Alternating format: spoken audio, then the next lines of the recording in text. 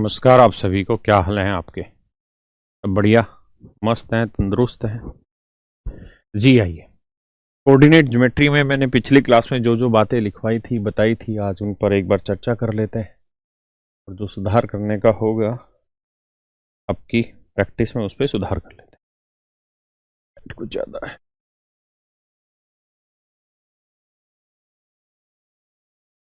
ज़्यादा ही रहने। देखिए, मैंने आपको कुछ चीज़ें बताई थी। सबसे पहले मैंने आपको ये बताया था कि दो पॉइंट अगर आपको दे रखे हैं ए और बी, और ये पॉइंट x1 y1 है, ये पॉइंट x2 y2 है, और अगर हमें दो बिंदुओं के बीच की दूरी निकालना हो तो इसका सूत्र लिखवाया था बेटा y2 माइनस y1 का whole square plus x2 minus x1 का होल स्क्वायर। ये दो सूत्र मैंने आपको लिखवाए थे। ये है दो पॉइंटों के बीच की डिस्टेंस को निकालने का सूत्र, दो बिंदुओं के बीच की दूरी निकालने का formula.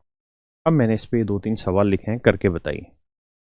Find the distance between two point A and B, A और बी के बीच की दूरी। तो यहाँ ए और बी के बीच की दूरी निकालनी है, तो यहाँ ए बी की जो लेंथ होगी वो हो जाएगी x2 माइनस x1। तो तीन में से नौ गया छः, छः का वर्ग 36, प्लस y2 माइनस y1, दो माइनस सात करेंगे पाँच, पाँच का वर्ग 25, 36 25 51 या 61, तो ये वैल्यू आएगी रूट 61। यहाँ अगर मैं ए बी की वैल्यू पूछूं मेरे बच्चों, तो y2 माइनस वाई पहले लिख लो या x2 माइनस x1, एक ही बात है। तो अगर मैं y2 माइनस वाई करूँ तो चार में से दो गया दो, दो का वर्ग आया चार, प्लस x2 माइनस x1, तो तीन माइनस पाँच करेंगे दो, दो का वर्ग चार, चार चार आठ, आए ना। ऐसे ही दोबारा से तीसरे वाले में अगर मुझे ए बी की लेंथ निकालनी हो तो आप सूत्र लगाएंगे क्या, y2 माइनस वाई, तो एक में से पाँच गया चार, चार का वर्ग 16, और छः में से दो गया, अब यहाँ ध्यान दीजिएगा, सिक्स माइनस करेंगे -2, तो ये माइनस माइनस हो जाना प्लस, x2 माइनस x1, तो ये माइनस माइनस प्लस, छः और दो आठ, आठ का वर्ग 64, तो 64 और 16 हो जाएगा 80। तो ये मेरे प्यारे बच्चों आपकी क्या आ जाएंगी, डिस्टेंस आए ना। अब अगले स्टेप पे आते हैं। एक मैंने पॉइंट आपको ये बताया था कि अगर कोई लाइन, मान लीजिए ये कोई पॉइंट, ये कोई लाइन है ए बी, और ये कोई पॉइंट है ए x1 y1, ये कोई पॉइंट है बी x2 y2, और इसमें यहाँ कोई पॉइंट है, और ये पॉइंट इस लाइन को इसी रेशियो में डिवाइड कर रहा है, m/n के रेशियो में डिवाइड कर रहा है, m/n के रेशियो में डिवाइड कर रहा है। अगर ये m/n के रेशियो में डिवाइड कर रहा है तो m को इससे भी गुना करेंगे, n को इससे भी गुना करेंगे, इससे, हाँ है ना। तो m को, n को अगर x1 से कर रहे हैं तो nx1 ny1 अलग अलग लिखना है, फिर m से करोगे तो mx2 प्लस my2, बटे में आना है n प्लस m, और यहाँ पे मेरे बच्चों बटे में आना है n। ये रहता है जी point intersection formula. When a point divide a line internally, यदि इंटरनली कोई पॉइंट किसी लाइन को बाइसेक्ट करता है, इंटरसेक्ट करता है, तो उस पॉइंट के वर्टेक्स कैसे निकालते हैं, ये सवाल, और सवाल हो जाता है। सवाल में कह रहा है जी, find the vertex of a point which divides the line segment 2 5 and 1 2। ये कोई बिंदु है 2 5,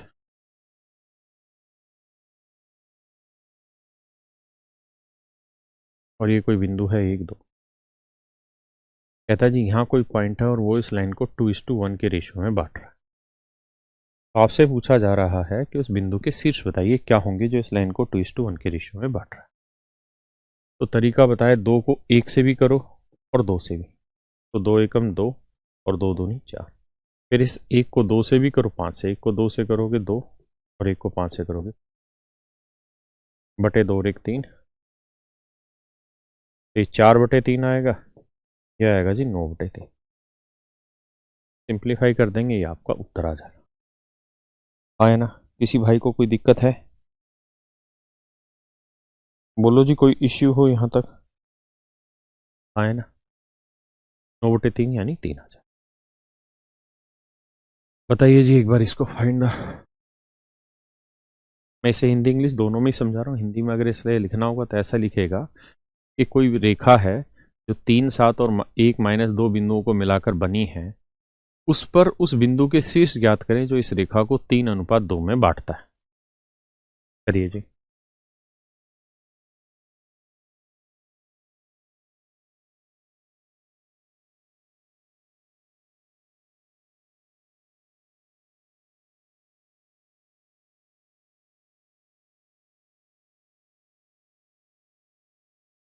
तीन को इधर भी करेंगे, इधर भी करेंगे, को इधर भी करेंगे, इधर।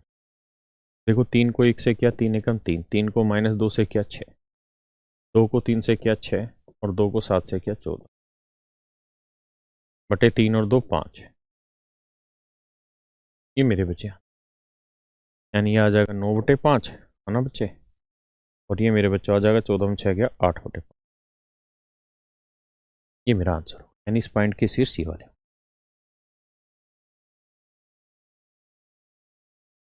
करिए जी। इस बार कहानी दूसरी है, एक्सटर्नली बांटने की बात हो रही।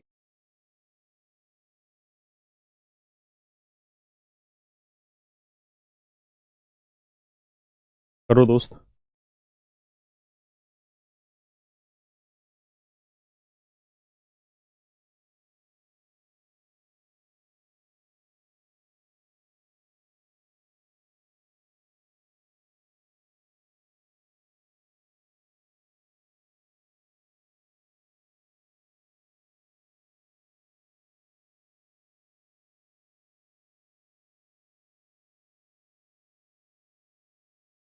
देखिए यार, फार्मूला पढ़ाया था मैंने। अगर ये कोई लाइन है ए बी, ये है x1 y1, ये है x2 y2, और यहाँ कोई पॉइंट है, ये वर्टेक्स हमको निकालना है जो इसे एक्सटर्नली डिवाइड कर रहा है किस रेशियो में, m:n में। मेरे बच्चों बताया था m को इनसे गुना करेंगे mx2 और my2, n को इधर गुना करेंगे nx1 और ny1, nx1 और ny1, बटेंगे बटे में करेंगे मेरे भाई m-n, ये रेशियो आ जाता है, ये उस पॉइंट के वर्टेक्स आ जाते हैं। ठीक है, और सवाल पे इसका इस्तेमाल करके देखते। कह रहा जी, find the coordinate of a point P which divide the line AB externally in the ratio 3:1। कहता है कोई लाइन है AB, इसके वर्टेक्स है 9 4, इसके वर्टेक्स है 5 2। AB को बांट रहा है एक्सटर्नली, यहाँ कोई पॉइंट होगा कि उसके वर्टेक्स हमको निकालने हैं क्या होंगे, और ये बांट रहा है किस रेशियो में, 3:1 के रेशियो, यानी ये अनुपात 3 है तो ये अनुपात 1। अब मैंने आपको तरीका बताया क्या, 3 को दोनों से करो, 3 5 15, 3 दूनी 6। फिर इस 1 को इससे भी करो, इससे भी, तो 9 एकम 9, 4 एकम 4, -9 -4, बटे में क्या करो m-n, 3 में से 1 गया 2, 3 में गया 15 में 9 हो गया भैया, कितना आया 6, 6 को 2 से भाग दिया 3, 6 में 4 गया 2, 2 को 2 से भाग दिया 1। तो इस पॉइंट के वर्टेक्स भी मेरे बच्चों 3 बनाएंगे। क्या आएंगे इस पॉइंट के वर्टेक्स मेरे प्यारे बच्चों, 3:1। बात आई कि नहीं आई समझ में? आई। इस वाले को करिए।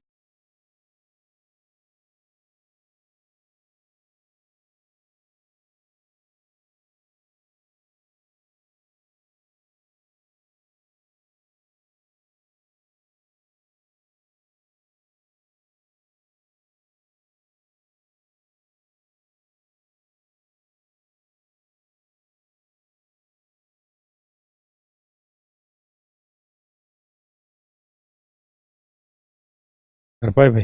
आइए दोस्तों, कहता है ये कोई लाइन है ए बी, ये पॉइंट है 2 4, ये पॉइंट है 6 8, ए से बी, ये ए है ये बी। अब कहता है ये कोई पॉइंट है और इसे एक्सटर्नली डिवाइड कर रहा है 5:3 में, यानी ये 5 है तो ये 3, ऐसा कह रहा है इस पॉइंट की वर्टेक्स। तो बताया था इसको इससे गुना करेंगे, 5 6 30, 5 8 40, फिर 3 को इससे गुना करेंगे, 3 दूनी 6 और 3 चौक 12, और m माइनस n, 5 में 3 गया 2, तो 30 में से 6 गया भैया आया 24, 24 का आधा आया 12, 40 में 12 गया 28, 28 का आधा आया 14। ये मेरा, यानी हाँ उस पॉइंट के वर्टेक्स जिसने इस लाइन को 5:3 में बांटा है वो होंगे 12:14।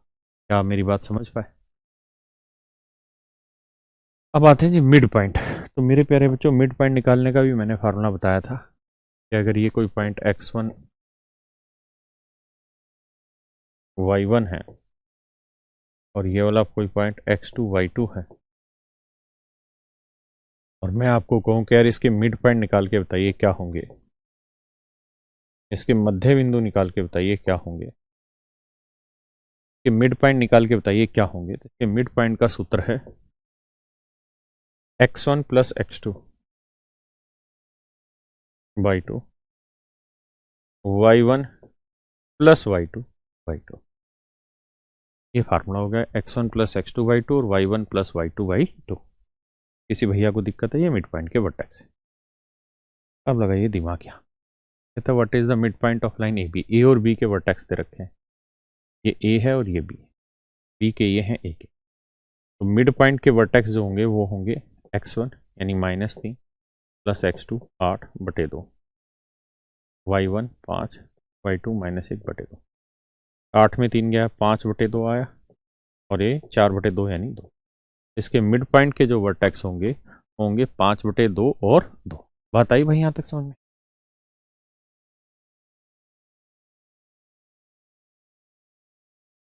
बताइए जी इसको। रेखा ए बी के मध्य बिंदु ज्ञात करें जहां ए व बी ये और ये। तो मेरे प्यारे बच्चों, अगर यहाँ मिड पॉइंट आप निकालने जाओगे तो ए की वैल्यू है 6 - 8 और बी की वैल्यू है 10 - 4। अब देखिए जी मिड पॉइंट क्या होगा, x1 plus x2 y2। x1 6 है, x2 10 है बटे 2, और y1 -8 प्लस y2 -4 बटे 2। तो 10 6 16 का आधा 8 और 4 और 8 12 का आधा -6। मिड पॉइंट के जो वर्टेक्स होंगे वो 8 और -6, 8 और -6, 8 और -6। अब आइए जी आगे, ये एक बहुत बड़ी चीज़ है, आपको ध्यान रखनी है।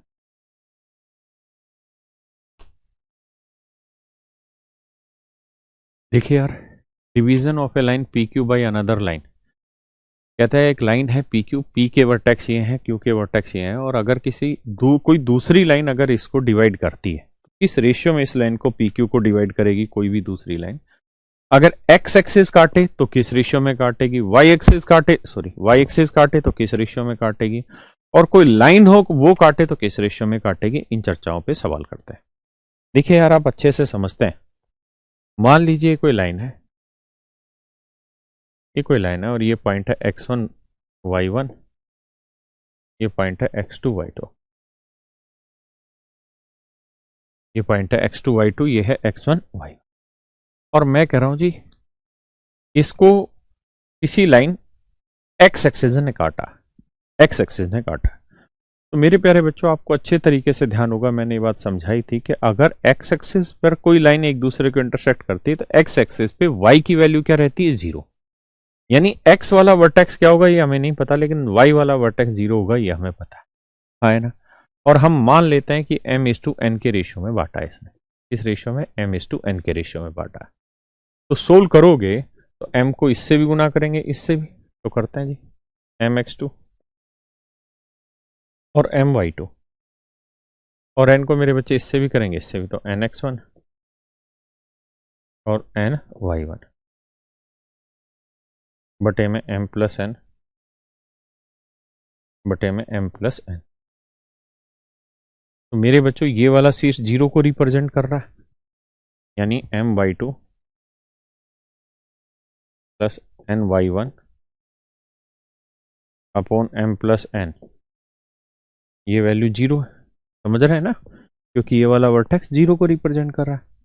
तो आप देखेंगे कि जब इसको 0 से गुना करेंगे तो 0 हो जाएगा, ये आएगा m/2 प्लस ny1 बराबर 0, my2 ये उधर लेके जाओगे तो माइनस ny1 आया ना। तो अगर मैं आपसे पूछूं m बाई एन का रेशियो होता तो n बटे आ जाएगा, यहां बचेगा माइनस y1 अपॉन y। इन्हीं बातों को मैंने सोल्व करके डायरेक्ट आपको लिख दिया है यहां पर कि अगर कोई लाइन PQ है और उसके कोई वर्टेक्स दे रखे हैं x1 y1 और x2 y2 और x एक्सिस अगर उस लाइन को काट रहा है, और अगर x एक्सिस उस लाइन को काट रहा है मेरे बच्चों, x एक्सिस उस लाइन को काट रहा है, अगर x एक्सिस उस लाइन को काट रहा है तो किस रेशियो में काटेगा? y1 अपॉन y2 माइनस के रेशियो, है ना? मेरी बात समझ पा रहे हैं? और अगर y एक्सिस उस लाइन को काटेगा तो माइनस में x1 अपॉन x2, यानी x एक्सिस काटेगा तो उल्टा y का y1 अपॉन y2 माइनस का साइन, y एक्सिस काटेगा तो x1 अपॉन x2 माइनस का साइन। लेकिन अगर कोई लाइन ही है जो इस PQ को काट रही है तो उसका सूत्र हो जाएगा a x1 plus B y1 plus C a x2 plus B y2 plus C minus का साइन। बताता हूं, समझिए। मैं 2-3 सवाल लिख देता हूं जल्दी जल्दी से। Find the ratio, find the ratio in which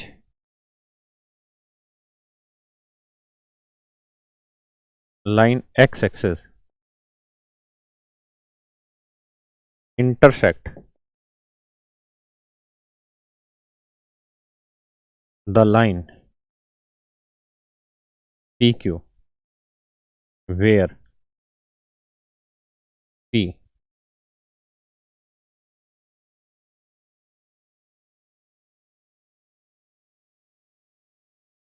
and Q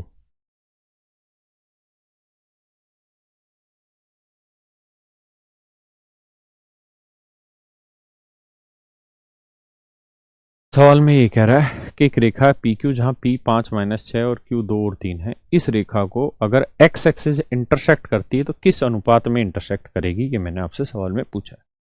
तो इसी के बारे में एक विशेष सूत्र अभी मैंने आपको बताया है यहाँ पे, कैसे में हमेशा माइनस y1 अपॉन y2 के रेस्पेक्ट में रेशियो में काटेगी। तो y1 हो गया 6 माइनस 6 और y2 हो गया जी 3, इस रेशियो में काटेगी, साथ में माइनस अलग, तो माइनस माइनस हो जाएगा प्लस 6/3, तो आंसर आ जाएगा 2/1।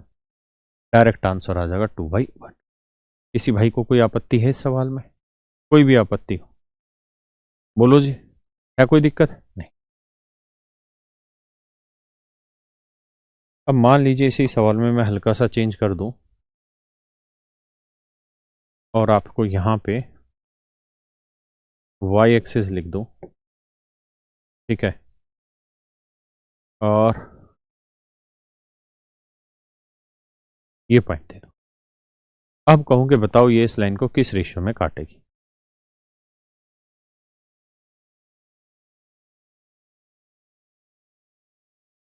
मतलब y एक्सिस जो है लाइन PQ को किस रेशियो में बांटेगा?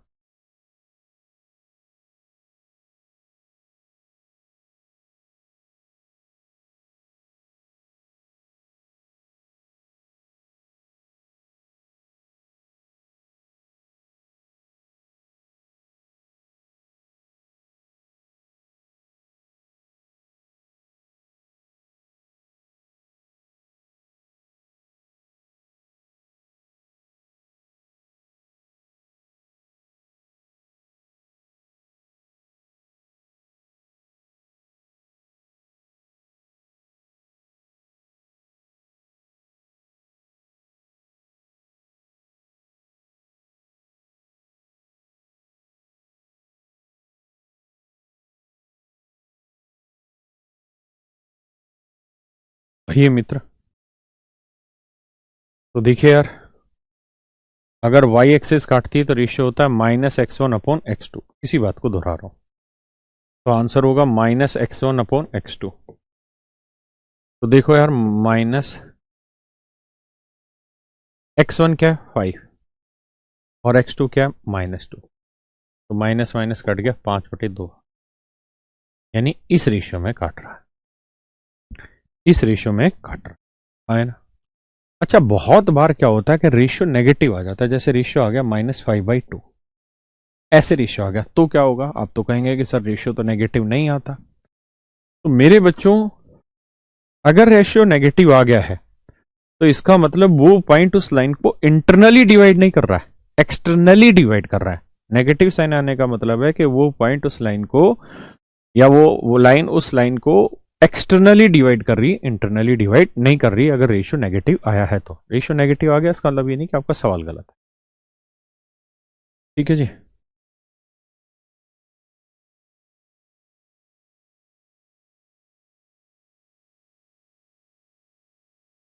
सवाल बताइए। Find the ratio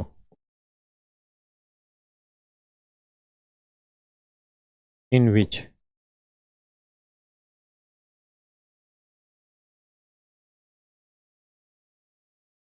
line 2x plus 3y plus 6 equal to 0 divide the line PQ where and Q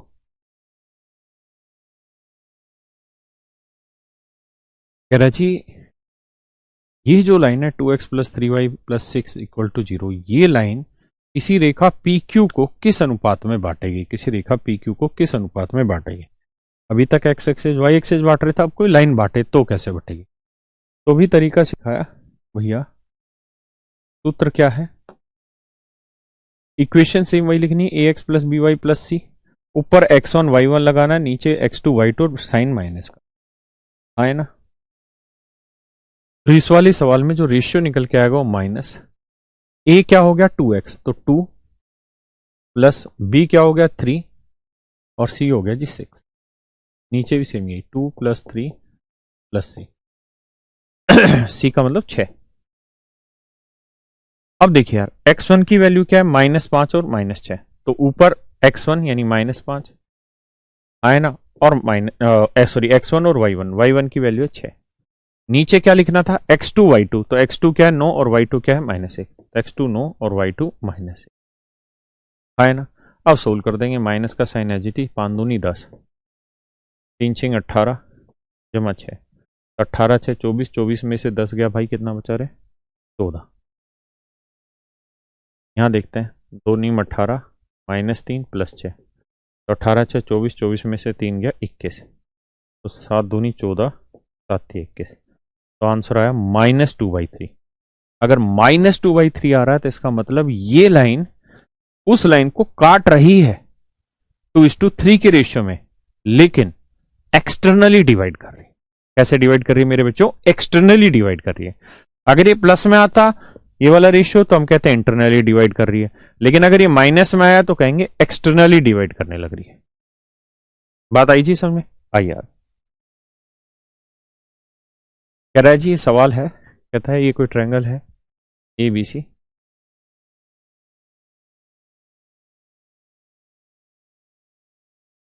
ये A है, x1 y1 है, ये B है, x2 y2 है,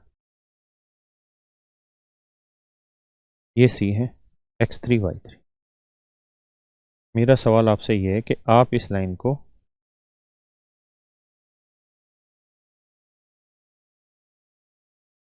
सॉरी इस ट्रायंगल में सेंट्रोइड के वर्टेक्स बताएं। सेंट्रोइड को आप जानते हैं हिंदी में क्या कहते हैं? केंद्रक।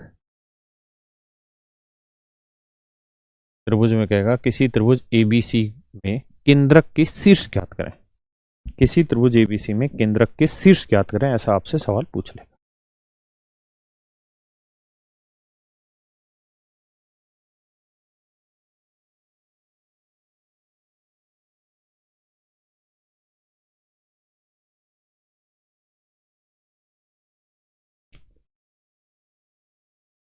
करो भैया।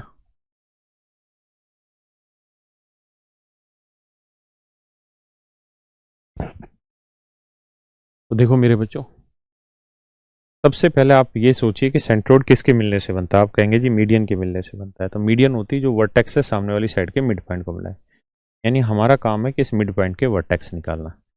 क्या होंगे जी इस मिड पॉइंट के वर्टेक्स? तो आप कहेंगे sir x2 plus x3 by 2 और y1 sorry y2 plus y3 by 2। क्या आप इस बात से सहमत है कि इस मिड पॉइंट के वर्टेक्स ये वाले होंगे जो मैंने बोर्ड पे नीचे लिखे हैं? आए ना?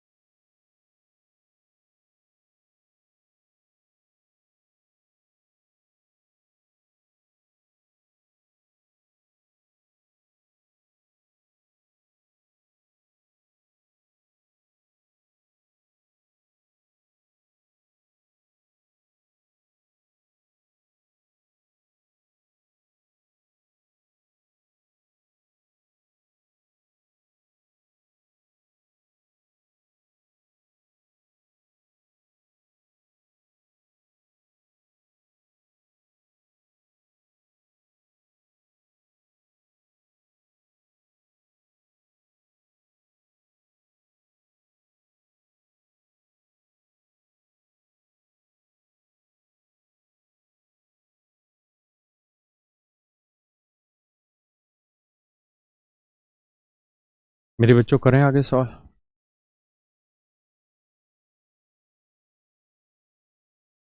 हाँ,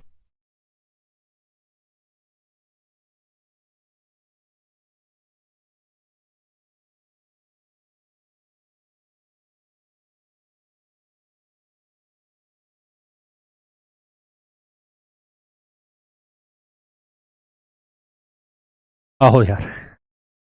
देखो मेरे बच्चों, अब आप एक बात बताओ, ये मीडियन होगी या मीडियन को मैं उस पे लगाता हूँ दूसरे रंग से? ये होगी बेटा मीडियन, है ना? और आप अच्छे से जानते हैं कि मीडियन होगी तो ये सेंट्रोइड होगा, है ना? और इसी के वर्टेक्स आपसे पूछे हैं, ये सेंट्रोइड होगा पक्का। आप इस बात को भी बहुत अच्छे तरीके से जानते हैं कि किस रेशियो में बांटता है, 2:1 के रेशियो में बांटता है। सेंट्रोइड जो होता है, केंद्रक जो होता है, वो मध्यिका को 2:1 में बांटता है। तो मेरे बच्चों, इसका नाम ए है, इसका नाम एम रख देते हैं। तो ये समझिए एक लाइन है, लेट्स प्ले ए लाइन ए, इसके वर्टेक्स है x1 y1,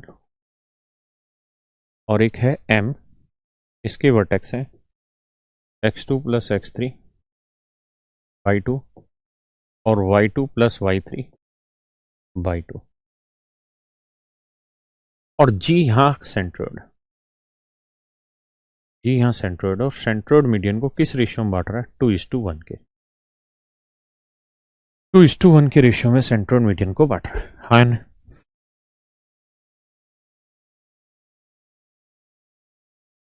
अब कहानी क्या है, सवाल में समझने का प्रयास। कहानी ये है कि दो को हम इधर भी गुना करें और इधर भी। यही तो तरीका बताया था इसके वर्टेक्स निकालने को। तो दो को इससे गुना करो और ऐसे ही एक को इससे भी गुना करो, इससे। तो एक को पहले इससे कर देता हूं, ये आएगा x1 और ये आएगा y। अब दो को करेंगे तो दो को इससे करेंगे तो दो से दो कट जाएगा, बचेगा x2 प्लस x3। यहां दो को इससे करेंगे, दो से दो कट जाएगा तो y2 प्लस y3, आए ना? अब आप एक बात बताइए दोस्त, ये m प्लस n दो रेख तीन है, ऐसे यहां पे भी दो रेख तीन। ये किस रेशियो में बांटेंगे जी? इस रेशियो।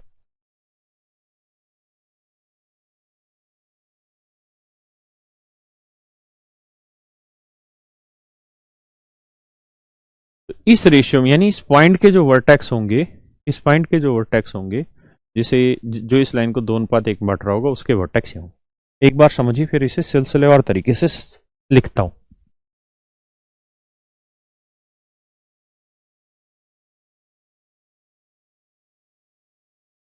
करो भाई।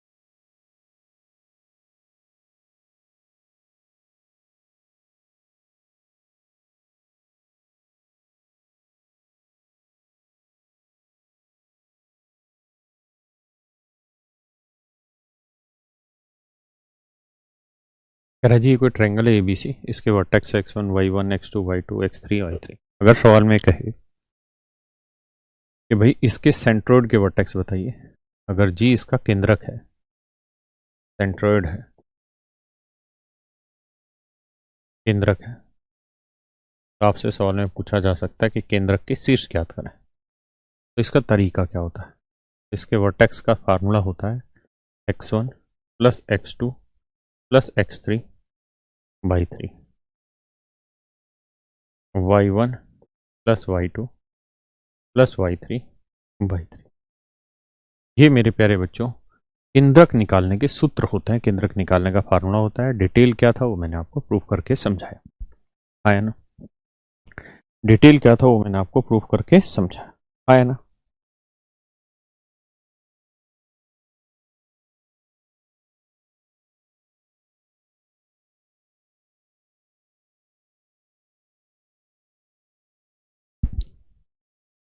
ऐसे ही आपसे इन सेंटर के वर्टेक्स भी पूछ लेता है, मतलब इन सेंटर के नहीं पूछता, थोड़ा मुश्किल होता है, लेकिन हाँ सेंट्रोइड के पूछ लेता है। इन सेंटर के वर्टेक्स निकालना अपने आप में एक मुसीबत का काम है। हिंदी में कहते हैं अंतः केंद्र।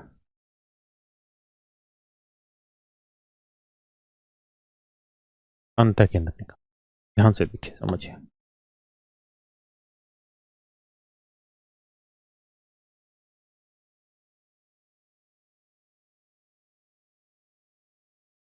ये x1 y1 है भैया, ये x2 y2 है, ये x3 y3। देखिए मेरे बच्चों, कहानी ये है कि थोड़ा बड़ा है, निकालते कैसे मैं उस प्रोसेस को समझा देता। इन तीनों वर्टेक्स से आप तीनों की लेंथ निकाल ले। ये लेंथ मान लीजिए a सेंटीमीटर है, ये b सेंटीमीटर है, ये c सेंटीमीटर, आए ना? लेंथ निकाल लिया आपने, आप कहेंगे जी निकाल, तो बेटा ध्यान देना, थोड़ा सा भी समझ में आएगा कम, वक्त आने पे आएगा। अगर बेटा इसकी लेंथ b है, इसकी लेंथ c है और ये लेंथ a है, और यहां से मैं एंगल बाइसेक्टर खींच रहा हूं, क्यों खींच रहा हूं? क्योंकि एंगल बाइसेक्टर के मिलने से ही इन सेंटर बनता है। तो अगर इन साइडों की लेंथ का जो रेशियो होगा वही इन साइडों की लेंथ का भी रेशियो होगा। अरे हाँ है ना मेरे बच्चे? बोलो सही है कि गलत है? सही। आप कहेंगे जी बिल्कुल सही बात बताई यार। अब एक चीज बताओ यार, अगर इनका रेशियो बी और सी है ना, और आई इन सेंटर है, आई इन सेंटर है, आई क्या है जी? इन सेंटर। तो आपको याद होगा, मैंने ये बहुत पहले पढ़ाया था, ए I is to I D का जो रेशियो होगा ज्योमेट्री में, जिनको आता होगा, वो रहता है बी प्लस सी बाई ए।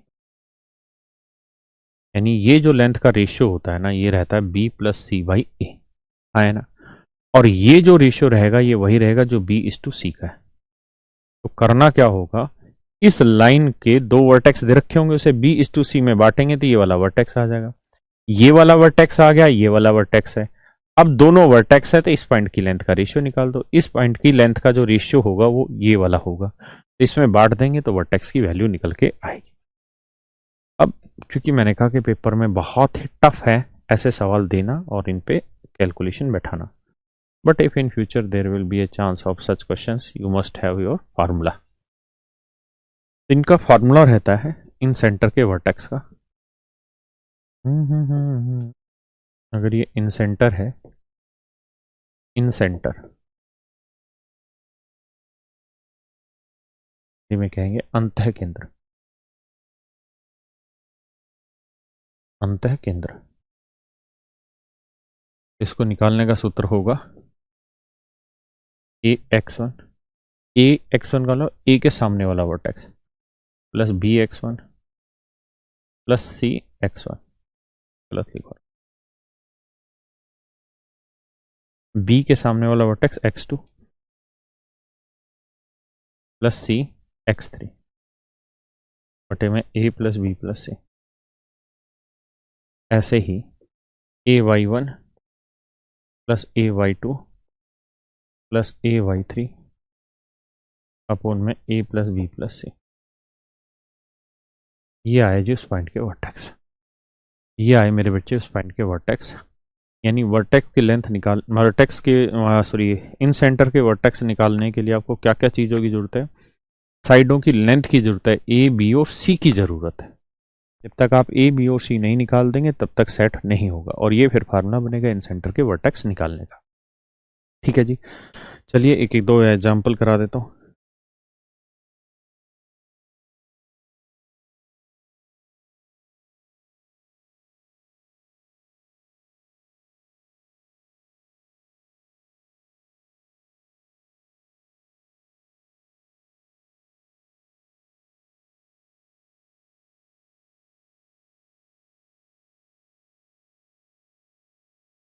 ये एक दो है भैया।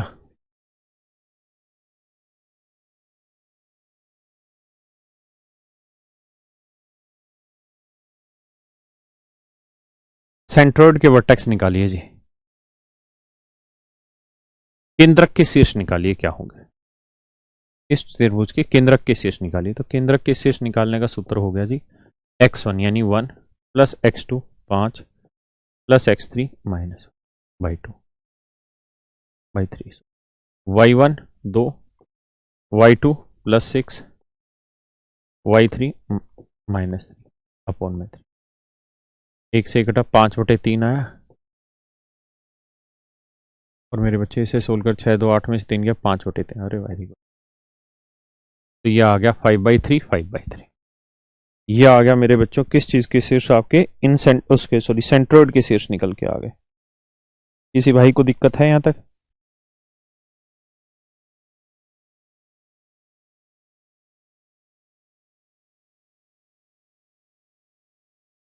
चलिए जी एक और बताइए।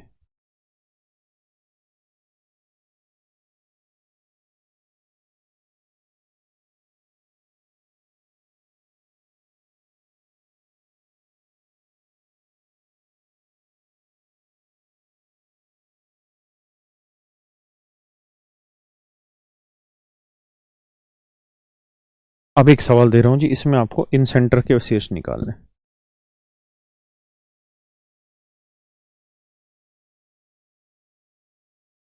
बड़ा आसान सा दे रहा हूँ सो दैट आसानी से आप पहुंच पाए। 0 0 6 0 6 0 और 0 6। चलो मेरे प्यारे प्यारे बच्चों, अंतः केंद्र के शीर्ष ज्ञात करो।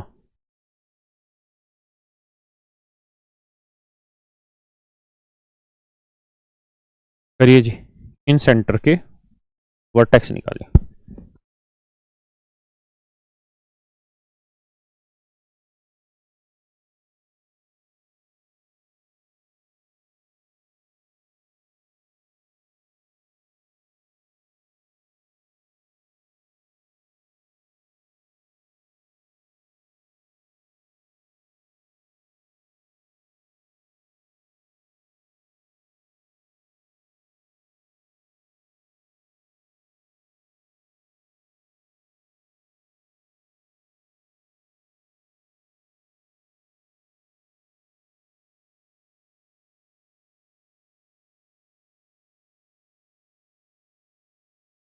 करिए जी।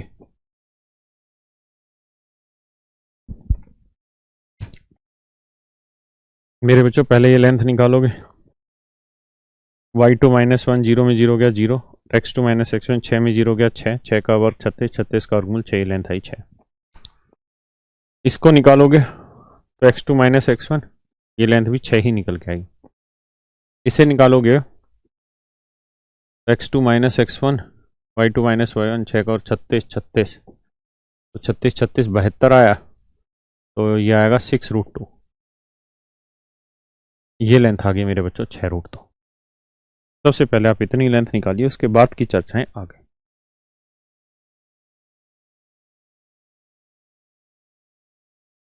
यानी सबसे पहले आप लेंथ निकालना सीखें, फिर कहानी आ गई। अब मेरे बच्चों फार्मूला क्या था? फार्मूला था ax1, तो 6 को 0 से गुना करेंगे, पूरा लिख के दिखा रहा हूं, प्लस by2 bx1, तो 6√2 को 0 से गुना करेंगे, cx3, तो 6 जमा 6 मतलब 6 गुना 6, बटे में क्या लिखा करते थे भाई फार्मूले में? बताओ मेरे बच्चों, बटे में क्या लिखवाया था? a प्लस बी प्लस सी, तो 6 जमा 6 जमा 6√2। अब आते हैं जी वाई वाले। तो देखिए यार, 6 को 6 से करेंगे 36, डायरेक्ट लिखता चला जाओ। फिर इसको 0 से करेंगे 0, इसको 0 से करेंगे 0, बटे में a प्लस बी प्लस सी। मेरे बच्चों अब इसे आप सोल्व करेंगे, ये 0 हुआ, ये 0 हुआ, 36,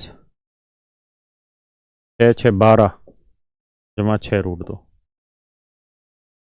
36 बटे 12 जमा 6√2। अब आपको क्या करना है, नीचे से 6 कॉमन आ रहा, ऊपर काट दो, तो आएगा 6, नीचे आएगा 2 जमा √2, ये है ना, और यहाँ पे भी 6 बटे 2 जमा √2। ये वाले जो वर्टेक्स आए मेरे बच्चों, ये किस चीज के वर्टेक्स आ गया? हमारे इन सेंटर के, ये हमारे अंतः केंद्र के शीर्ष आ गए। क्लियर है जी? किसके शीर्ष आ गए मेरे बच्चों? अंतः केंद्र के शीर्ष आ गए। बात समझ पाए कि नहीं?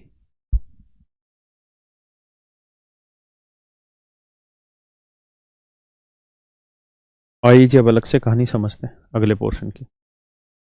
ऑर्थो सेंटर के शीर्ष कैसे निकालते हैं, सरकम सेंटर के कैसे निकालते हैं, उस पर भी थोड़ी देर बाद चर्चा करें।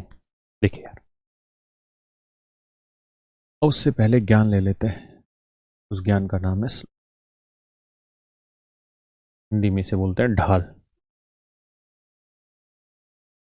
या प्रवणता।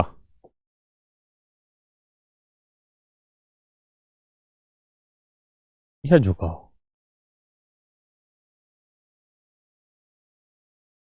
तीनों एक ही नाम, ढाल हो, प्रवणता हो, झुकाव हो, तीनों एक ही नाम है। ये कहलाता है मेरे बच्चों स्लोप।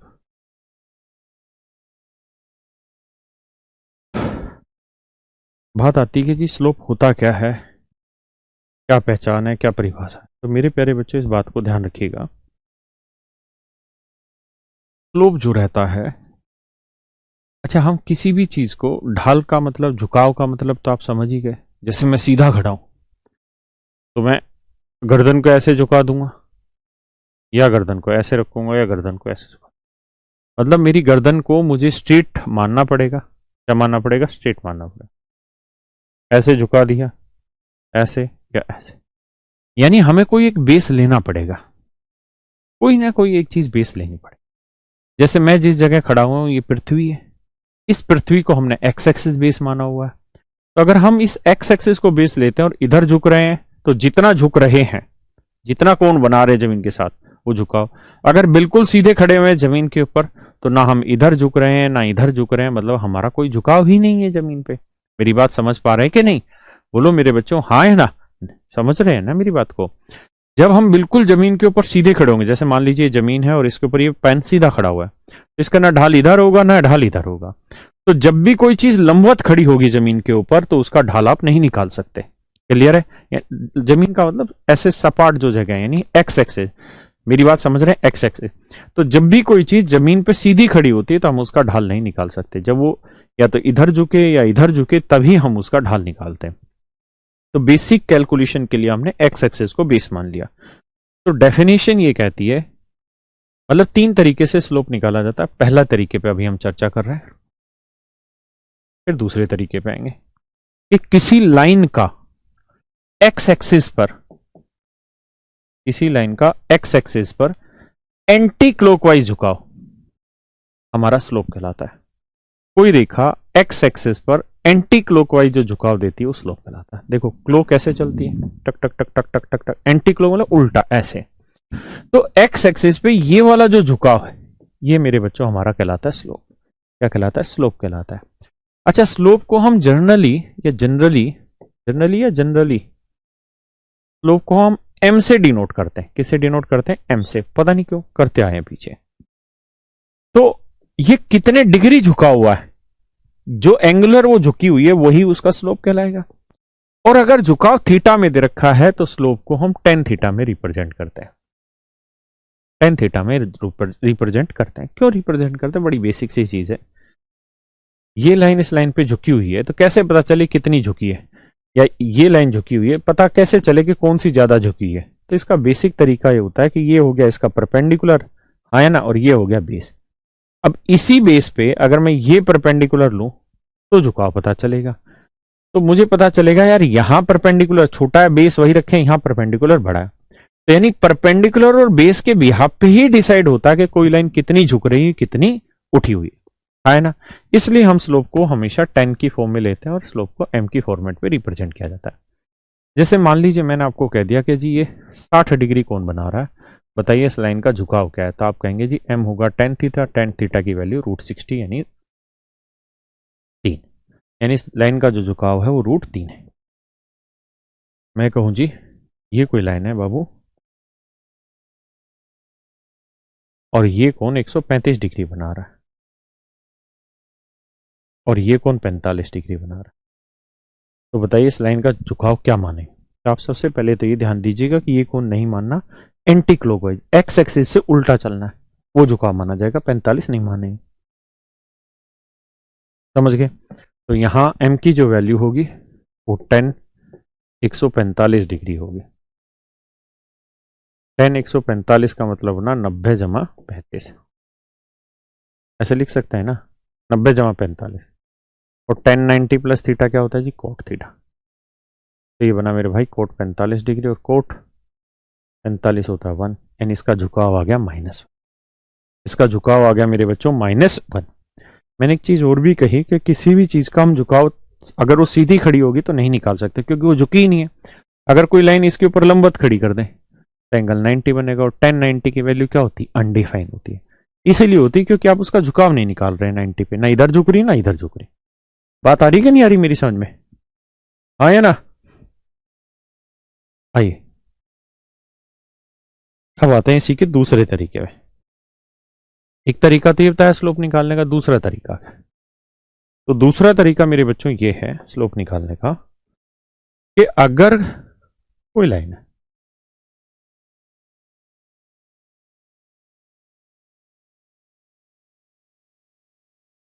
और इस लाइन के वर्टेक्स आपको दे रखे हैं y1 और इस लाइन के वर्टेक्स है x2 y2, और मैं जानना चाहता हूं इस लाइन का झुकाव क्या होगा। तो तरीका ये बनता है बॉस कि हम अच्छे से जानते हैं कि ये क्या है? y1 है, ये क्या है?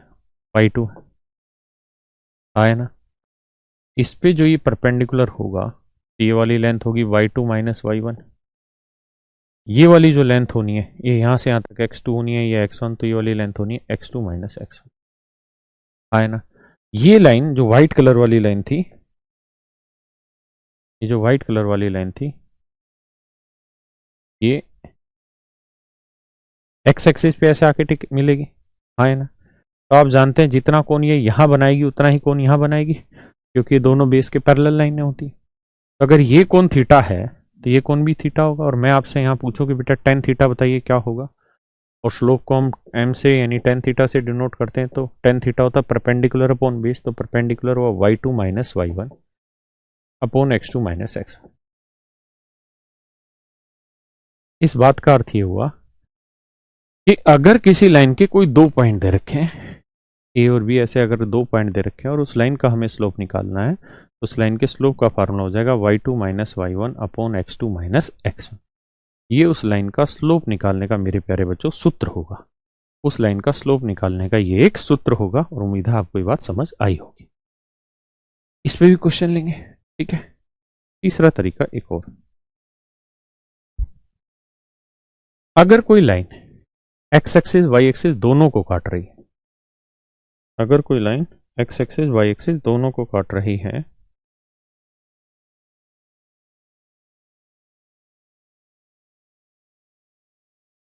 अगर कोई line X axis Y axis दोनों को काट रही, जैसे एक्स एक्सिस वाई एक्सिस दोनों को काट रही, ये बात थोड़ी टाइम बाद समझ आएगी।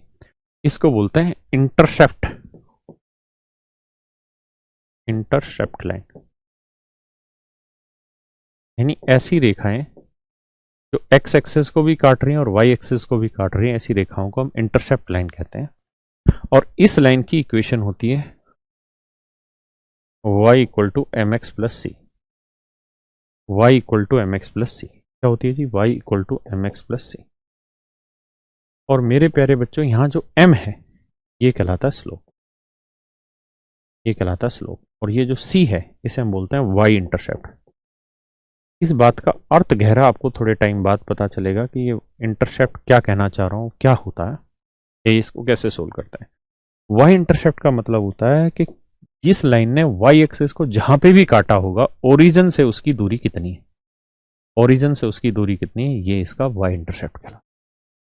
ये मेरे प्यारे बच्चों इसका क्या कहलाता है? y इंटरसेप्ट कहलाता है। आया ना? मेरी बात आप समझ पाए कि नहीं समझ पाए?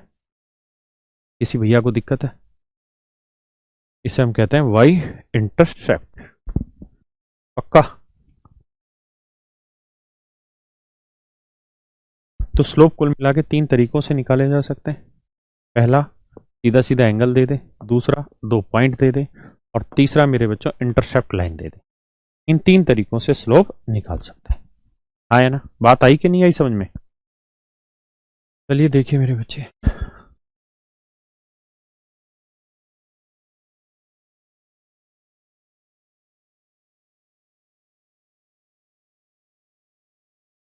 मान लीजिए मैं कह रहा हूं ये कोई लाइन है,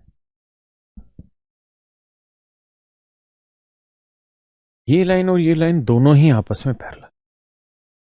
मेरे बच्चों मैं कह रहा हूं ये दोनों ही लाइनें आपस में पैरेलल हैं। ये एंगल भी थीटा बना रही है, ये एंगल भी थीटा, ये दोनों पैरेलल है। तो मेरे बच्चों इस लाइन का स्लोप बताओ क्या होगा? आप कहेंगे जी इस लाइन का स्लोप भी tan थीटा होगा और इस लाइन का स्लोप भी वही होगा, m equal to tan theta. अगर एंगल सेम है तो स्लोप इक्वल आएंगे। इसका मतलब आप यहां से ये बात समझें कि इफ ये L1 है और ये L2 है, यदि L1 है पैरेलल L2 के, अगर दो लाइनें आपस में पैरेलल हैं और इस स्लोप को मैं m1 कह दूं, इस स्लोप को m2, तो अगर दो लाइनें पैरेलल हैं तो ये एंगल भी दोनों के क्या होंगे? सेम होंगे। और अगर एंगल सेम होंगे तो tan थीटा की वैल्यू सेम आएगी। इसका मतलब दोनों का जो स्लोप होगा वो भी आपस में बराबर होगा। यानी मेरे बच्चों, मैं यहां से आपको सिर्फ ये समझाना चाहता हूं कि अगर दो लाइनें आपस में पैरेलल होती हैं, दो लाइनें अगर आपस में पैरेलल होती हैं तो उनके स्लोप भी मेरे बच्चों आपस में बराबर होते हैं। ये बात मैं आपको समझाना चाहता हूं। अगर आप ये बात समझ गए हैं तो अब आगे बढ़।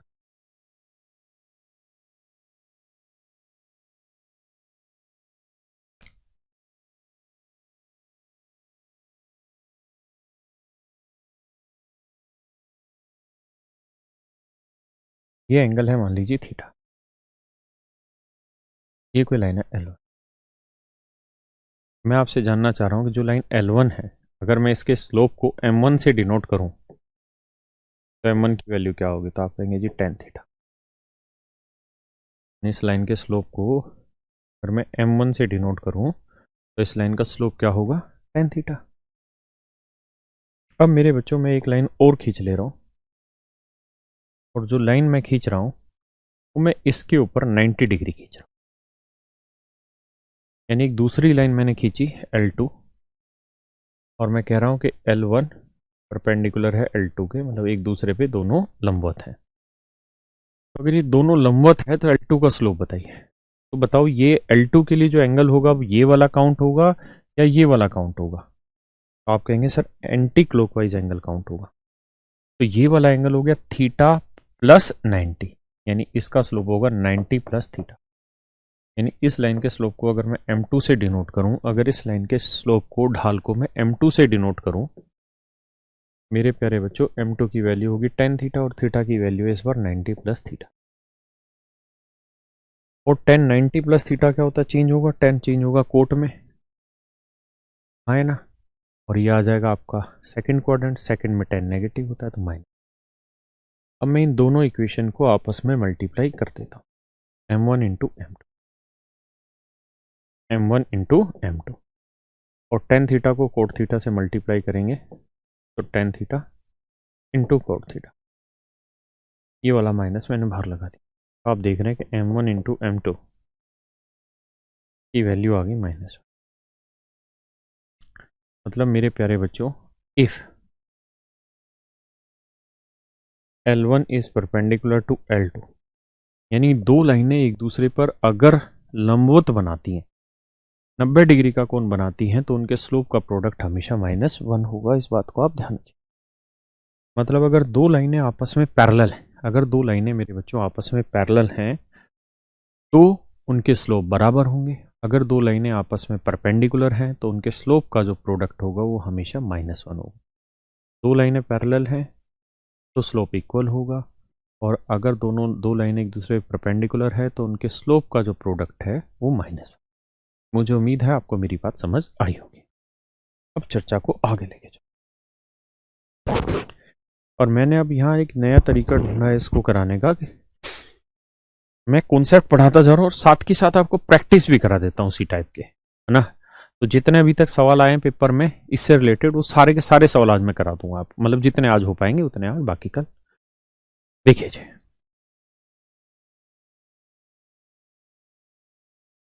मान लीजिए मेरे बच्चों इस लाइन पे दो पॉइंट है, 3, 5, और ये कोई पॉइंट है -1, 6, और एक पॉइंट और है x1। मैं आपसे कह रहा हूं कि यार ये तीनों ही पॉइंट कोलिनियर है। इनके नाम रख लेते हैं A B C are collinear. A B and C are collinear points. Collinear points को हम कहते हैं संरेखीय बिंदु। संरेखीय बिंदु मतलब ए बी और सी जो तीन बिंदु हैं वो तीनों के तीनों आपस में संरेखीय हैं। मतलब तीनों के तीनों मेरे प्यारे बच्चों आपस में एक सीधी रेखा को रिप्रेजेंट कर रहे हैं, संरेख को रिप्रेजेंट कर रहे हैं। तो आपको x की वैल्यू बतानी है, क्या होगी, what would be the value of x।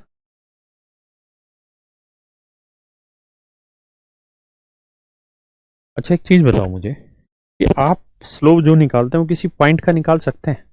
आप कहेंगे जी नहीं, पॉइंट का तो कोई स्लोप ही नहीं होता, स्लोप होता है सर लाइन का। और मान लीजिए इस लाइन का स्लोप मुझे निकालना है, तो मैं इन दो पॉइंटों से लेके निकालूं, या इन दो पॉइंटों से लेके निकालूं, या इन दो पॉइंटों से लेके निकालूं। मतलब इन्हीं भी दो पॉइंट से लेके स्लोप निकालूं तो स्लोप पॉइंट का तो आना नहीं है। स्लोप मेरे बच्चों किसका आना है, लाइन का आना है। तो इसका मतलब लाइन का स्लोप तो आप कहीं से भी निकाल सकते हैं, किसी भी तरीके से। तो मैं आपको एग्जैक्टली यहां पे यही कहना चाह रहा हूं कि अगर ये तीनों ही पॉइंट स्ट्रेट लाइन पे लाई करते हैं, तीनों ही पॉइंट कोलिनियर हैं, तो अगर ये तीनों ही पॉइंट कोलिनियर है तो हम किन्हीं भी दो पॉइंट को लेकर स्लोप निकालेंगे तो स्लोप हमेशा ही बराबर आएगा। मेरी बात समझते हैं?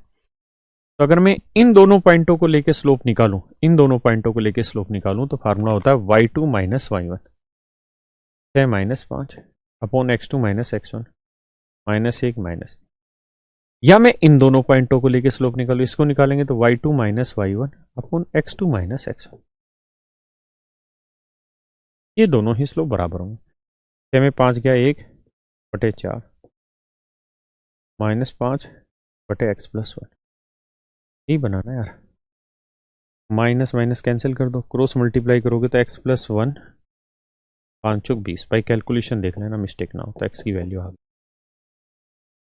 इसका मतलब x की वैल्यू 19 है ना। एक और भी तरीका था, अगर पॉइंट की सिचुएशन दे रखी तो आप कह देते हैं जी ए बी की लेंथ निकाल लें, बी सी की लेंथ निकाल लें, और ए सी की लेंथ निकाल लें, तो ये लेंथ जमा ये लेंथ बराबर होगी इस वाली। इस तरीके से भी हम सवाल को कर सकते थे सोल्व। लेकिन आप देखेंगे कि लेंथ निकालना क्वाइट डिफिकल्ट काम होता है ऐसे में, क्योंकि 3 लेंथें निकालनी होंगी आपको, फिर इक्वेशन बना के सोल्व करनी होगी। उसके वनस्पत स्लोप के थ्रू इस तरीके के सवालों को या इस तरह के सवालों के काम को करने का तरीका ज्यादा आसान होगा। क्या आप मेरी बात से सहमत हैं? हाँ है ना। अब आगे आते हैं। एक बात पे और चर्चा करनी है कि how to form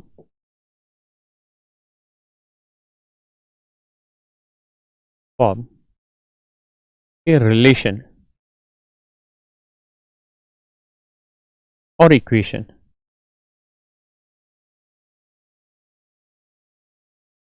of a line. एक रेखा है, उसमें क्या संबंध दिखाया जा सकता है या उसकी इक्वेशन कैसे बनाई जा सकती है, कैसे तैयार होती है, इसके बारे में हमें एक चर्चा करनी है।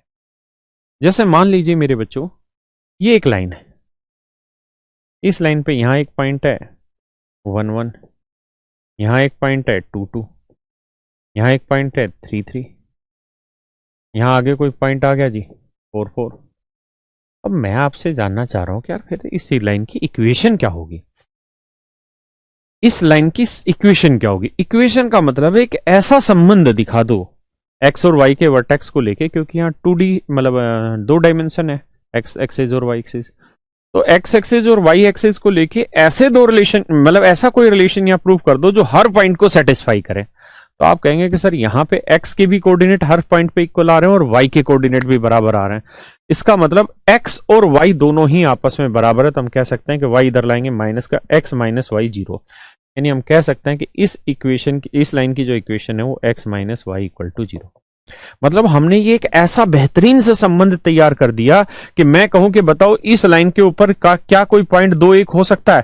तो आप चेक करेंगे एक्स की वैल्यू 2, वाई की 1, 2 में से 1 या 0 नहीं आया, तो हम कहेंगे जी ना, ये वाला पॉइंट इस इक्वेशन को सेटिस्फाई नहीं कर रहा, मतलब ये पॉइंट इस लाइन पे लाई नहीं करता है ना। जैसे मैंने कहा कि यार मेरी और आपकी उम्र का योग 40 है, मेरी और आपकी उम्र का योग 40 है ना। तो ये हमने एक संबंध बना दिया मेरी और आपकी उम्र का, यानी हमने यहां एक इक्वेशन सेटिस्फाई कर दी मेरे दोस्तों, एक इक्वेशन तैयार कर दी। अब मैं कहूं कि जी मेरी उम्र 20 साल है, आपकी उम्र 30 साल है, क्या ये संभव हो सकता है? आप कहेंगे जी देख लेते हैं, 20 जमा 30 ये तो 40 नहीं आ रहा, 50 आ रहा है, इसका मतलब ये संबंध प्रूफ नहीं होगा। तो इक्वेशन क्या होती? It is a type of a relation between 2 और मोर वेरिएबल्स, है ना। तो अभी हम 2 ही वेरिएबल पर चर्चा करेंगे, तो जरा आइए सामने सीखते हैं भैया कैसे बनाते हैं इक्वेशन। मान लीजिए 2 पॉइंट दे रखे, एक पॉइंट है ये x1 y1, ये कोई पॉइंट है x2 y2। मतलब ये कोई भी वैल्यू हो सकती है, 2 3 8 5, कुछ भी वैल्यू रखी जा सकती है। और मुझे चूंकि संबंध दिखाना है तो मुझे पता है कि यार मैक्सिमम कोऑर्डिनेट जब होता है तो वहां 2 एक्सिस मानते हैं, एक एक्स एक्सिस एक वाई एक्सिस। तो संबंध जो बनाना है एक्स और वाई में बनाना, तो मैं यहाँ एक पॉइंट ले लेता हूं और उसका नाम एक्स वाई ले लेता हूं ताकि मैं संबंध बनाना सीख पाऊं। अब मैं कहूं कि यार ये तीनों एक ही लाइन पे हैं, तो इन दोनों पॉइंटों से स्लोप निकाल लो। तो आप कहेंगे जी y2 minus y1 upon x2 minus x, है ना। अब मैं कहते यार इन दोनों को लेके स्लोप निकाल दो, या इन दोनों को किसी को भी लेके स्लोप निकाल दो। तो आप कहेंगे y माइनस वाई, किसी को भी ले लो, और x माइनस x1, यही बनेगा स्लोप, किसी भैया को आपत्ति? और दोनों ही स्लोप आपस में बराबर होने, तो क्रॉस मल्टीप्लाई करेंगे तो x माइनस x1 इंटू होगा इसके y2 माइनस y1। इसको थोड़ा सुंदर सा लिख लेता हूं कि x माइनस x1 को इससे गुना करेंगे तो x माइनस x1 गुना होगा इस पूरे से, तो y2 minus y1 upon x2 minus x1, है ना। और इधर बचा y माइनस y1। भाई इस पूरे को, यूनिट को मैंने ऐसे ही रखा, x माइनस x1 को इससे गुना कर दिया, तो ये इधर y माइनस y1 बचा। तो ये मेरे प्यारे बच्चों इक्वेशन बनाने का एक सूत्र तैयार हो गया आपके पास कि कोई भी लाइन हो और अगर उसके ऊपर 2 पॉइंट दे रखे हैं x1 y1 और x2 y2 और उसकी इक्वेशन बनानी है, तो उसका सूत्र हो जाएगा y minus y1 equal to y2 minus y1 upon x2 minus x1 into x minus x1। आप इस बात को भी अच्छे से चर्चा में शामिल करें कि भैया ये y2 minus y1 upon x2 minus x1 क्या था? ये तो स्लोप का निकालने का फार्मूला था, इनटू में x माइनस x1। तो ये भी समीकरण बनाने का एक सूत्र है, समीकरण बनाने का मेरे प्यारे बच्चों ये सूत्र है दोनों। जैसे मैंने सवाल में कह दिया जी एक लाइन है, इस लाइन की इक्वेशन बताइए, अगर इस पे 2 पॉइंट, एक 2 3, एक -6 1, इस लाइन की इक्वेशन बताइए। तो इक्वेशन निकालने का सूत्र हो जाएगा y माइनस वाई, किसी को भी y1 ले लो, इसको किसी को भी, y1 इसे ले लेते हैं, -3 बराबर y2 minus y1 upon x2 minus x1 into x minus x1। अगर आपने x1 y1 इसे लिया तो इसे x2 y2 ले लो, हाँ है ना। उसी तरीके से फार्मूले में अप्लाई कर लो। ये 3 में से 1 गया 2 और 6 और 2 8, 2 से काटोगे -1/4, यही आया बेटा। माइनस माइनस कट जाना, क्योंकि ऊपर भी माइनस आना, नीचे माइनस माइनस माइनस ही साइन रहेगा, प्लस होगा तो 1/4, 4 से इधर गुना करेंगे 4y -4 × 12 और x -2, इधर उधर कहीं पे भी ले आओ तो 4y माइनस x -2 इधर लोगे प्लस का, 12 में से 2 गया 10। ये मेरे प्यारे बच्चों आपकी, ये इस लाइन की आपकी इक्वेशन बनी। गलत है कैलकुलेशन में? चलो चेक कर लेना, तरीका समझा रहा हूँ मैं तो यार, तरीका समझो। बात आ रही है यहाँ तक? नहीं आया ना? अब आ गया। मैं आपको अब सवाल में ये कह देता हूँ, इस लाइन के ऊपर यार एक पॉइंट है -1 और 4, और इस लाइन का जो स्लोप है इट इज 2/3। इस लाइन की इक्वेशन बताइए। आप कहेंगे सर अभी इस लाइन की इक्वेशन निकालने का सूत्र पड़ा था, y माइनस y1, और स्लोप अगर डायरेक्ट दे रखा है तो x माइनस x1, हाँ है ना। तो y माइनस y1 हो गया 4 इक्वल टू स्लोप हो गया 2/3 इंटू x माइनस x1 क्या है जी माइनस, तो y -4 2/3 x plus 1 minus minus plus, 3 से करेंगे 3y 3 चौक 12, तो 2x माइनस 3y, है ना। इधर ले आओ, 12 में से 2 गया 10 -10, इधर उधर लेके समीकरण को सोल्व कर दो। 3 12 और 2 14, इतनी कैलकुलेशन मिस्टेक कहाँ हो रही है? है ना। ये हमारी समीकरण, क्या किसी भाई को दिक्कत है ना? पक्का। अब मुझे एक बात और बताइए, आपने 10th क्लास में इक्वेशन सोल्व करना सीखा था, आज फिर से सीखते हैं। x प्लस 2y बराबर 6 और x माइनस वाई बराबर 5। मेरे बच्चों सोल्व करके x और y की वैल्यू निकाल के बताइए। इन्हें सोल्व करके आप x और y की वैल्यू निकाल के बताइए क्या होंगे, ये आपका सवाल है।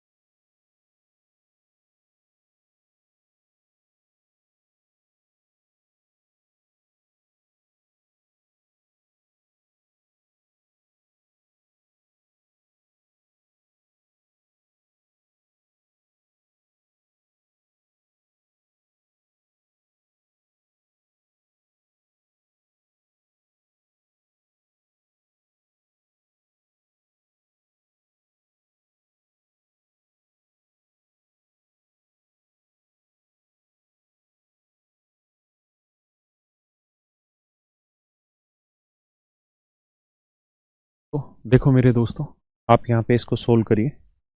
सोल्व करते हैं, कैसे सोल्व करें जी? माइनस कर देते हैं, ये प्लस ये माइनस, ऐसा करने से एक्स एक्स कट जाएगा, 6 में से 5 गया 1 आया, 2y जमा y करोगे भाई 3y, कैलकुलेशन मिस्टेक माफ़ी। तो y की वैल्यू आ गई भाई 1/3, y की वैल्यू आ गई मेरे भाई 1/3, पक्का। अब y की वैल्यू किसी भी इक्वेशन में रख लेते हैं, पहले वाली में रख दो या दूसरे में रख लेते हैं।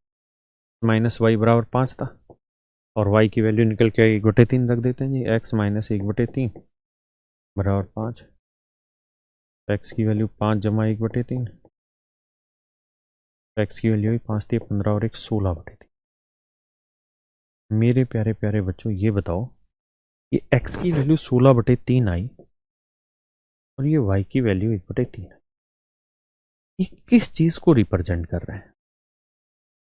ये किस चीज को रिप्रेजेंट कर रहे हैं? यानी ये जो x और y की वैल्यूज निकल के आई मेरे बच्चों, ये किस किस बातों को रिप्रेजेंट करने लग रही है, ये हमारा सवाल है।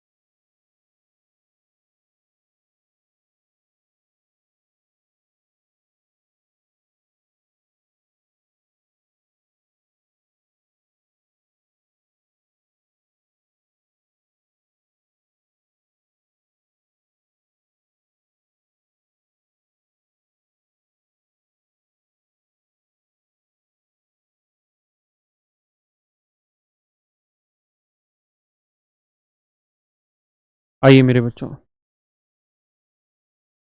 तो आप यहाँ देख रहे हैं कि y की वैल्यू 1/3 और x की वैल्यू 16/3। ये x और y की जो वैल्यू निकल के आई है किस चीज को रिप्रेजेंट कर रही है, आप इन पर चर्चा कर लें।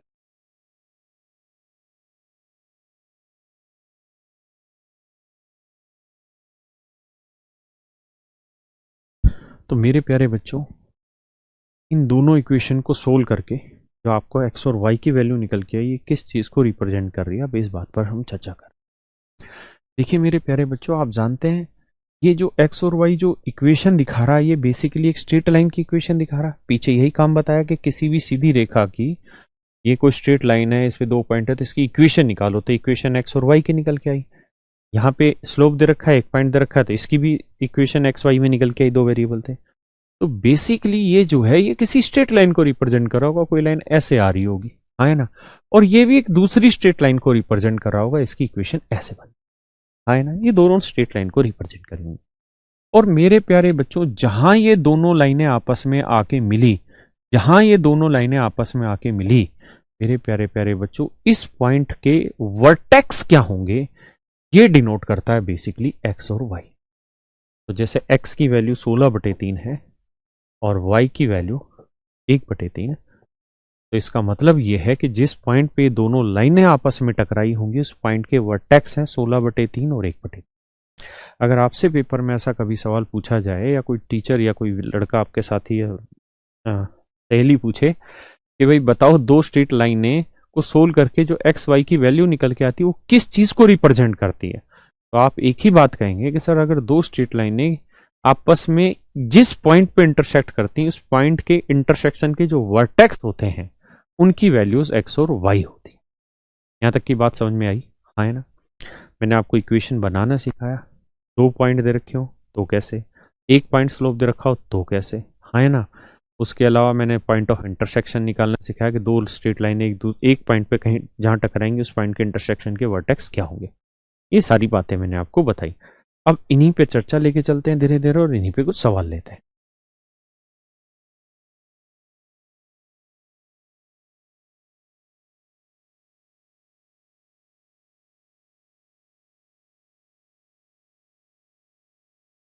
पढ़ें जी सवाल। ये 2019 मेंस के क्वेश्चन है।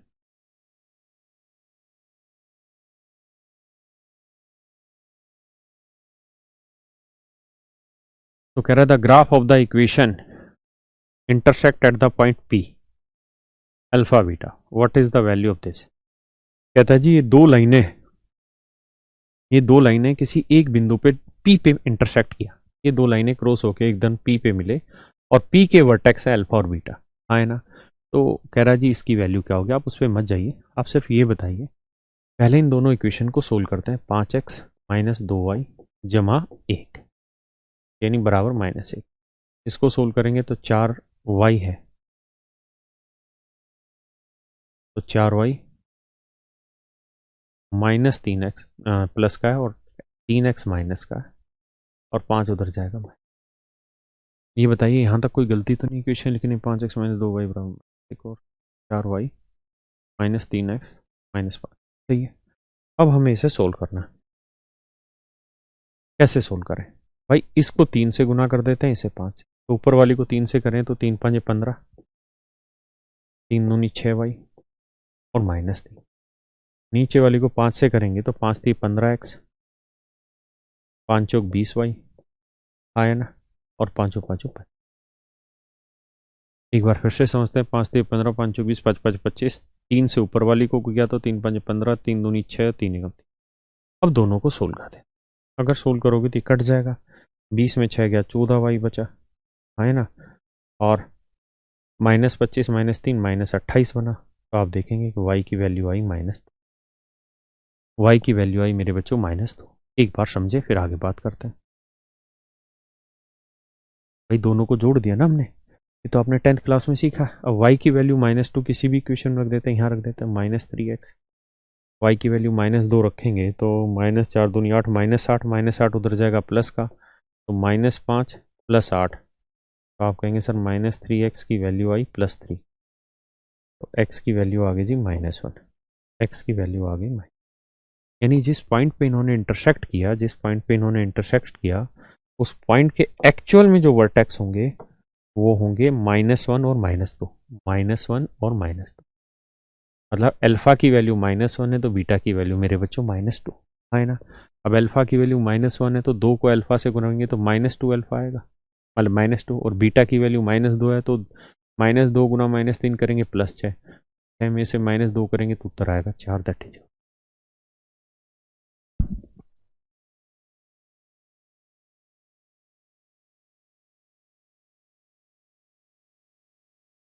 बताओ मेरे बच्चों, हाँ या ना? सही है या गलत है?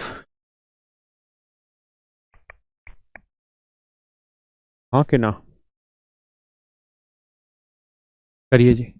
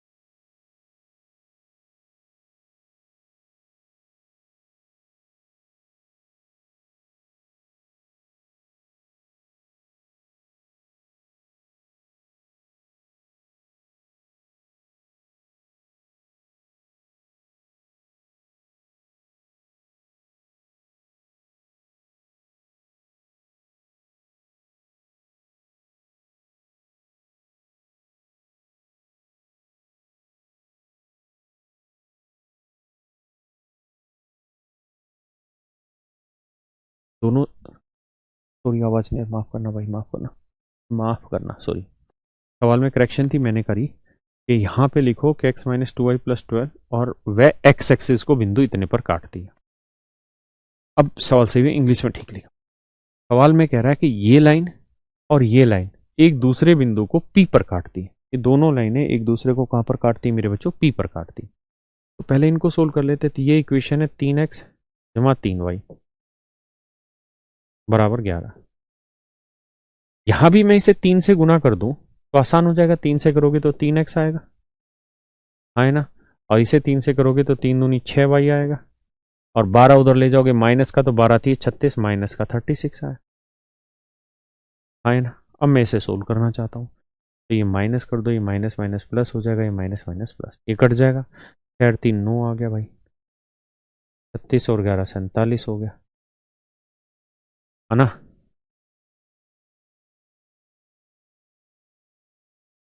ठीक है भाई, तो y की वैल्यू जो आई वो आई 47/9। y की वैल्यू जो आई मेरे बच्चों वो आई 47/9। एक बार इतनी बात समझे फिर आगे बताता हूँ।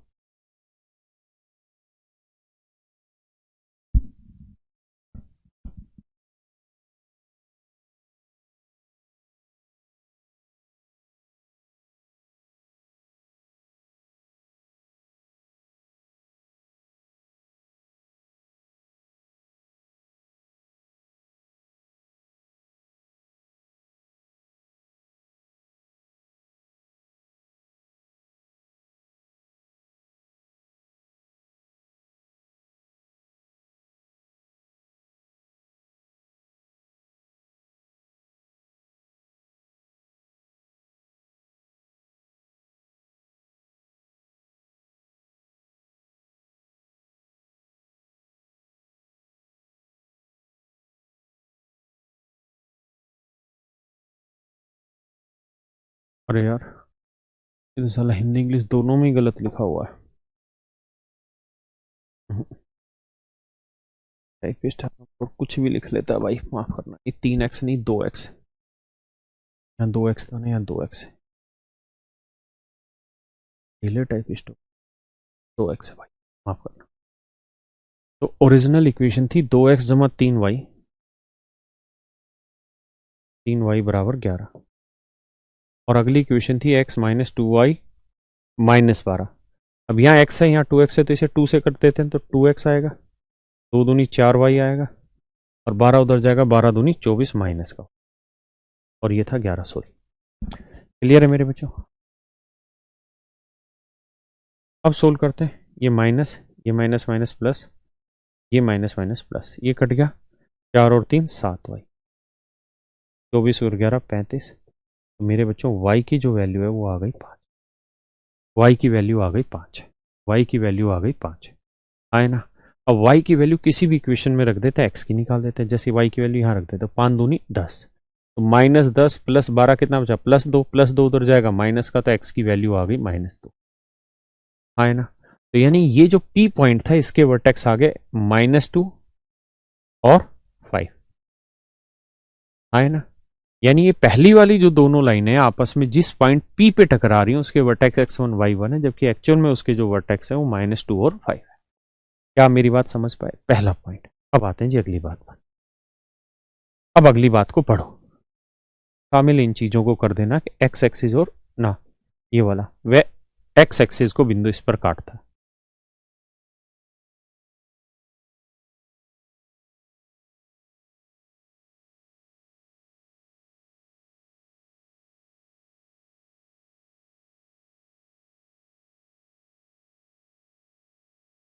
अब अगली लाइन में कह रहा है कि जी ये वाली जो लाइन है x माइनस 2y प्लस 12 बराबर 0, ये किस लाइन को काटने लग रही है मेरे बच्चों? तो आप कहेंगे सर ये लाइन काट रही x एक्सिस को, और मैंने आपको बताया था कि x एक्सिस का मतलब है y इक्वल टू 0। ये लिखवा रखा है कि बेटा x एक्सिस लिख लो या y इक्वल टू 0 लिख लो, एक ही बात है, क्योंकि x एक्सिस पे हमेशा y की वैल्यू 0 होती है। ऐसे ही y एक्सिस लिख लो या मेरे प्यारे बच्चों x इक्वल टू 0 लिख लो, दोनों एक ही बात होती है, दोनों पे चर्चाएं एक ही होनी, अलग नहीं होनी। क्या मेरी बात समझ पाए या नहीं? हाँ। अब सवाल भाई, तो अगर y इक्वल टू 0 लोगे तो y की वैल्यू 0 रखेंगे, तो 0 को इससे काटा 0 आ गया, तो x की वैल्यू कितनी निकल के आ गई -12, और ये 0 हो गई तो x की वैल्यू -12। तो y की वैल्यू अगर 0 लेंगे तो x की वैल्यू -12 आएगी। समझ रहे हैं ना? y की वैल्यू 0 तो x की वैल्यू -12। यानी ये दोनों लाइनें, ये वाली लाइन और x एक्सिस, ये आपस में किस पॉइंट पे इंटरसेक्ट करेंगे? इस पे। और इसके वर्टेक्स दे रखे हैं क्या? x2 y2। तो x2 की वैल्यू है मेरे बच्चों कितनी? -12, और y2 की वैल्यू है 0। एक बार इतनी बात समझो, फिर परिचर्चा आगे बढ़ाते हैं। बढ़ाएं जी। अब आ जी सवाल पे। और मेरे बच्चों इंग्लिश में क्वेश्चन को पढ़ने की आदत डालो, मुझसे भी गलती होती है, मैं भी हिंदी माध्यम का छात्र हूं, लेकिन इंग्लिश में क्वेश्चन लगभग सही मिलता है, हिंदी में बहुत बार गलती आती। तो कह रहा है जी x1 ले लो, हाँ ले लेते x1 लेते हैं, x1 की वैल्यू थी जी -2। x2 ले लेते हैं, x2 की वैल्यू है जी -12, लेकिन बाहर माइनस का साइन है इसलिए माइनस माइनस प्लस 12। y1 ले लो जी 5 है, और y2 ले लो जी 0। कह रहा है इनको जोड़ बताओ, तो 12 में 2 गया 10, 10 और 5 15 है यार। x1 माइनस x2, x2 की वैल्यू -12 आई।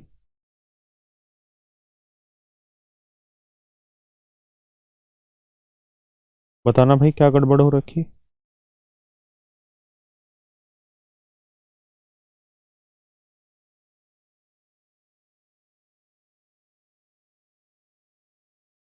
पंद्रह ही आंसर आएगा यार,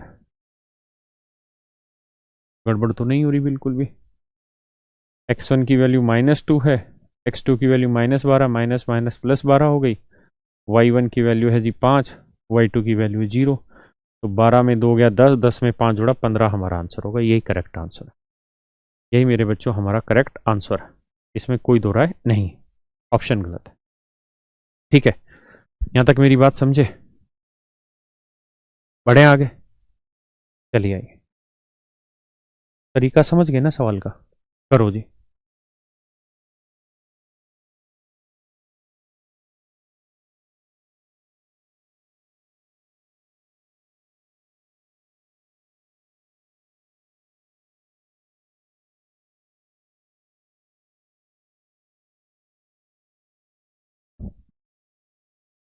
देखिए यार, ये दोनों इक्वेशन दे रखी है और एक दूसरे को इस पॉइंट पे इंटरसेक्ट करते हैं, तो वैल्यू बतानी। तो सोल्व करेंगे मेरे बच्चों। यहाँ है 3x, ध्यान देना, 3x माइनस 5y बराबर 19। इसको सोल्व करेंगे तो -7x plus 3y equal to -1। Solve कैसे करा जाए बाबू? देखिए, इसे 7 से गुना करो, इसे 3 से। तो इसे 7 से करोगे तो 7 ये 21x, 7 5 35 और 19 7 153, है ना? नहीं, 19 7 133 रहे। अब आ गया, इसे किससे गुना कर दो भाई? 3 से। तो 3 7 21, 3 3 9 भाई जी, और -3। सेट है मामला भाई। अब जरा क्वेश्चन पे नजर दौड़ाओ, ये कट गया भाई, 35 में से 9 गया भाई, 9 26 और 133 में 3 गया भैया 130। यही है ना दोस्त? 13 ढाई 130, 26 5 130। तो y की वैल्यू आ गई जी -5। अब y की वैल्यू -5 आई, कहीं पे भी रख लेते हैं। y की वैल्यू -5 यहीं रख देते हैं, तो ये आएगा -15।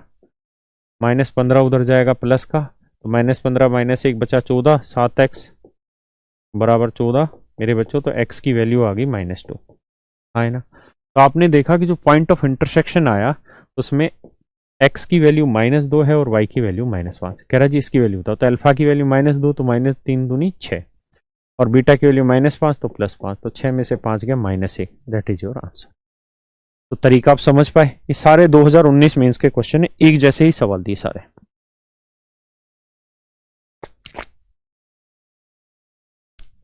हाँ, है ना? करो भैया। मेरे बच्चों सेम वही क्वेश्चन हो गया, उसी तरीके से इन दोनों इक्वेशन को सोल्व करना है। जो इनका पॉइंट ऑफ इंटरसेक्शन आएगा उसमें जो एक्स वाई की वैल्यू होगी उसमें ये एक्स होगा, ये वाई होगा। तो जो जो वैल्यू आए अल्फा बीटा की वैल्यू वहां रखे, इस क्वेश्चन को सोल्व कर दीजिएगा। देखिए जी, इंग्लिश में पढ़ लो भाई। कह रहा the graph of the equation intersect the Y axis at this and the graph of this intersect the X axis at this. तो भैया सबकी पूछा क्या? इनका जोड़ ही पूछा होगा भैया। तो भैया इनका जोड़ बताना है।